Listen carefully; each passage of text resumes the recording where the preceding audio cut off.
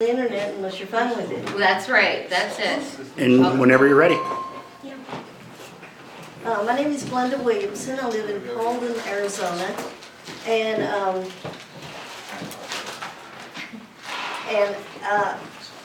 my group here is the Prescott Marijuana Legalization Group with Meetup.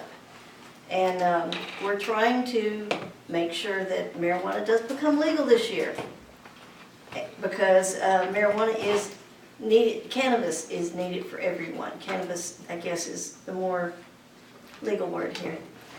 In 2010, I weighed 172 pounds. One of the benefits of medical marijuana is that it does regulate your metabolism. And I didn't go on a diet. All I did was start using marijuana because my arthritis was crazy, my heart was out of rhythm, my osteoarthritis started kicking in. I've had a card since 2010, but I've lived in a combination of places, mostly Kentucky and Arizona, so it wasn't always entirely legal where I did it. In 2011, I did grow 12 plants in a travel trailer, in the bedroom portion of the travel trailer while I lived in the front of it, in an adult travel trailer park in Chino, and it didn't even bump the meter because I have LED lights. So I will be growing just as soon as we get legalization, so I can have my 6 plants, because it's better if you do it yourself. My weight has dropped down to, well, at one time it was 105, came back a little bit, it's 125 now. I was ready to go on insulin from the diabetes, and there's really no problem. I take one pill a day to just keep my sugar level now, and there's no danger of ever going on insulin again.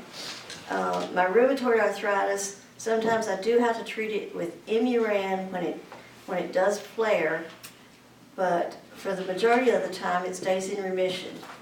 And that's rare because my arthritis started out as osteoarthritis when I was 13 years old. I was told when I was 35 that to plan to be in a wheelchair. And I didn't make it that way because, of course, my dad and everybody else in Alabama always smoked tobacco. You know how that goes.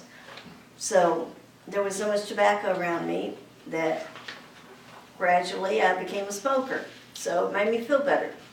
My uncle had an issue with it. My uncle would haul things back and forth from Texas. And he brought in what he used to call rabbit tobacco. He said it was non-addictive, it was better for me. That's what they called marijuana back then in Texas. So I've been smoking the majority of my life. And I no longer smoke.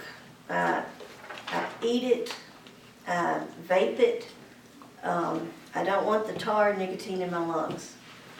Now, that's my story. I'm still alive. I'm 64 years old. What can I say? I'm not supposed to be here. So, at this point in my life, I'm doing what the hell I please, as long as it's legal. I have a medical marijuana card, so I can say what I want.